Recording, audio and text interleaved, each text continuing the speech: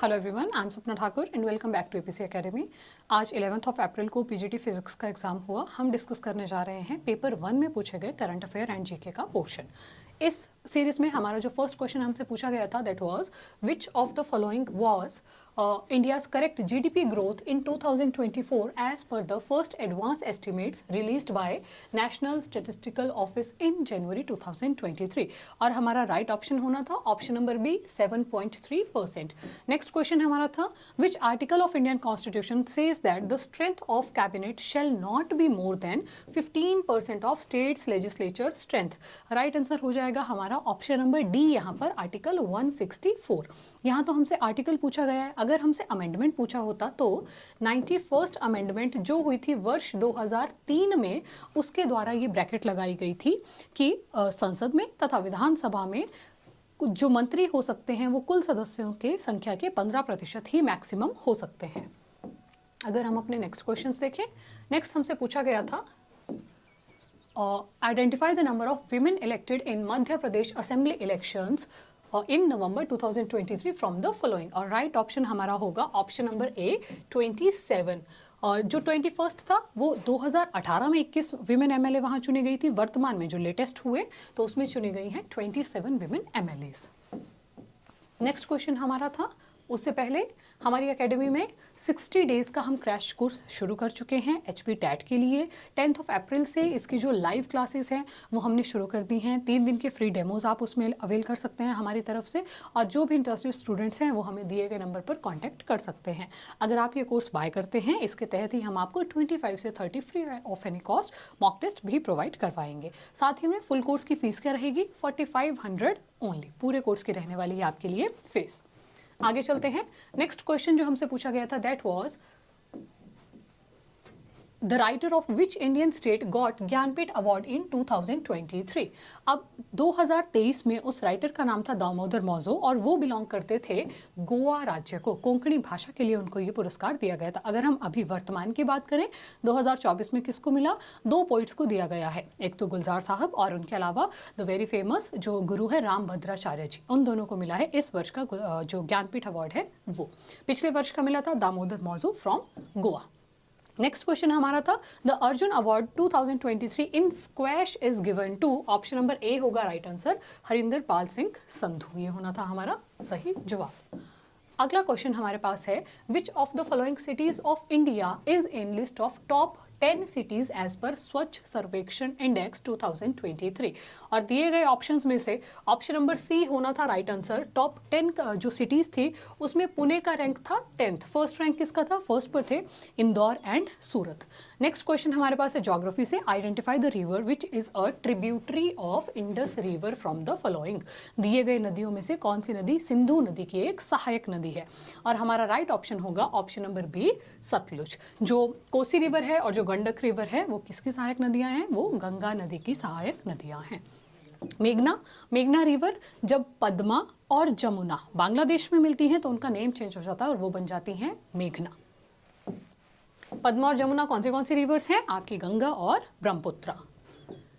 अगला क्वेश्चन हमारे पास है ज्योग्राफी से, विच of the following is correct about state of Uttarakhand. Uttarakhand राज्य के बारे में दिए गए ऑप्शंस में से कौन सा स्टेटमेंट करेक्ट है। पहला स्टेटमेंट हमारे पास था Nepal is on the north, ये हो जाएगा हमारा रॉन्ग। मान लीजिए कि अगर ये उत्तराखंड है तो उसके यहाँ को नेपाल जो देश है वो स्थित है, तो ये नॉर्थ दिशा नहीं होती है, ये होती है ईस्ट दिशा। सेकेंड ऑप्शन है Himachal is on the north east. East की वजह से ये स्टेटमेंट भी गलत हो गया। हिमाचल यहाँ को लोकेटेड है तो हल्का सा हम देखें, वैसे तो कंप्लीटली नॉर्थ में है, अगर देखना भी हो तो काइंड ऑफ नॉर्थ वेस्ट में पड़ेगा, ना कि नॉर्थ ईस्ट में। थर्ड स्टेटमेंट है it is incepted as the 26th state of India. ये पॉइंट भी हमारा गलत हो जाएगा क्योंकि उत्तराखंड बना था भारत का 27वां राज्य। और लास्ट जो हमारे पास स्टेटमेंट थी it's Gauchar Mela of Chamoli is important. ये स्टेटमेंट हमारी बिल्कुल सही है। चमोली का जो गौचर मेला है वो इम्पॉर्टेंट है, तो ऑप्शन नंबर डी होना था हमारा राइट आंसर यहां से। अगला क्वेश्चन जो हमसे पूछा गया था विच of the following is correct about India's Indus water treaty with Pakistan. Again Sindhu नदी से ही हमारे पास क्वेश्चंस था।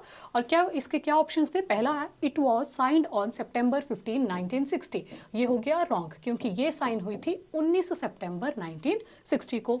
सेकंड हमारा क्वेश्चन था it allocated the Indus and Chenab rivers only to Pakistan. ये भी हो गया हमारा रॉन्ग। क्यों? क्योंकि इसने इंडस, चिनाब एंड तीसरी रिवर कौन सी थी? झेलम रिवर थी, जो उसने पाकिस्तान के लिए एलोकेट की थी। अपनी ज्योग्राफी की क्लासेस में हमने ये पोर्शन बहुत अच्छे से पढ़ा था। थर्ड ऑप्शन हमारे पास था it allocated the eastern rivers to India. ये बिल्कुल करेक्ट स्टेटमेंट है। जो ईस्टर्न रिवर्स कौन सी हुई? रावी, ब्यास और सतलुज। ये तीनों रिवर्स भारत को दी गई और बाकी तीन रिवर्स पाकिस्तान को दी गई। डी ऑप्शन था it was signed in new Delhi. ये भी हो गया रॉन्ग क्योंकि ये जो संधि थी ये साइन की गई थी कराची में। हमसे पूछा गया था करेक्ट कौन सी स्टेटमेंट है? राइट आंसर होना था option number C, this is correct.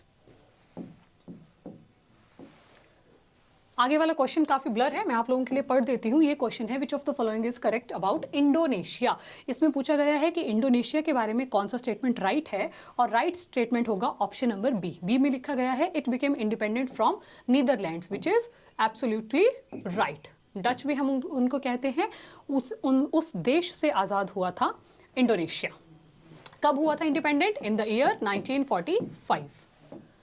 Next question हमारे पास है स्पोर्ट्स सेक्शन से। Identify the winner country in men's single in Japan open 2023।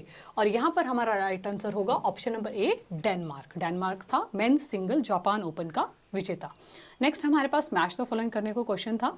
अब ये इंटरनेशनल अपॉइंटमेंट्स में से क्वेश्चन है। Which of the following is not matched correctly हमसे पूछा है। पहला ऑप्शन था प्रेसिडेंट मोहम्मद बिन जायद, ये यूएई के हैं, बिल्कुल करेक्ट स्टेटमेंट है। ऑप्शन नंबर बी था Philip Nyusi, which is prime minister, यहाँ लिखा है, ये रॉन्ग हो जाएगा। ये जो है मोजाम्बिक के प्राइम मिनिस्टर नहीं है, प्रेसिडेंट है, तो ये स्टेटमेंट हमारे पास नॉट करेक्ट है। थर्ड स्टेटमेंट हमारे पास है prime minister Peter Irwin of चेक रिपब्लिक। अब यहाँ पर पीटर जो है वो चेक रिपब्लिक के प्राइम मिनिस्टर हैं, बट उनका नाम पीटर इरविन नहीं है, तो टेक्निकली तो ये भी स्टेटमेंट गलत होनी चाहिए थी। और जो फोर्थ पे है Jose Ramos Horta, president of Timor Leste, this is right. तो दिए गए ऑप्शंस में से हमारे अनुसार ऑप्शन नंबर बी होगा राइट आंसर। राइट आंसर कहने का मतलब है कि option number B is not matched correctly. Not matched पूछा है तो ऑप्शन नंबर बी हमारी तरफ से रहेगा इसका आंसर।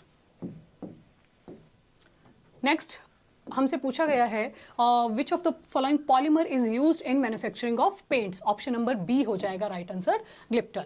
और उसके बाद नेक्स्ट क्वेश्चन था when was the UNO flag officially adopted. Right answer हो जाएगा ऑप्शन नंबर डी, 1947 को ये यूएनओ फ्लैग ऑफिशियली किया गया था adopt. After that we have in which of the following location great mosque of Kilwa is located. और इसका right answer होगा अफ्रीकन महाद्वीप की कंट्री जिसका नाम है तंजानिया, वहां पे लोकेटेड है ग्रेट मॉस्क ऑफ किल्वा। तंजानिया में ही अफ्रीका की सबसे ऊंची पर्वत चोटी भी स्थित है जिसका नाम है Kilimanjaro. This was all for this video. Thank you so much for watching.